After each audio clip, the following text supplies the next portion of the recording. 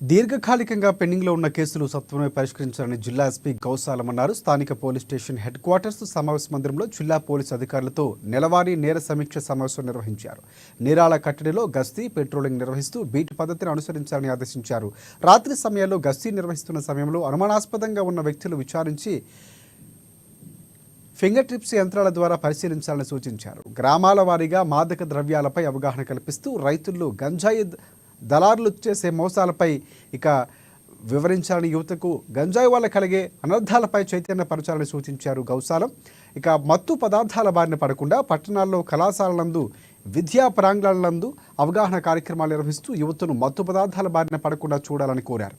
అనంతరం నేరస్తులకు శిక్షలు పడటంతో ఉత్తమ ప్రతిభ కనపరిచిన పీపీలను, కోర్టు డ్యూటీ అధికారులను శాలువాలతో సత్కరించారు. అనంతరం మొబైల్స్ పోగొట్టుకున్న వారివి, చోరీకి గురైన వాటిని సిఈఐఆర్ ద్వారా గుర్తించి రికవరీ చేసిన 28 మొబైల్ ఫోన్లను అందజేశారు ఎస్పీ గౌసాలం.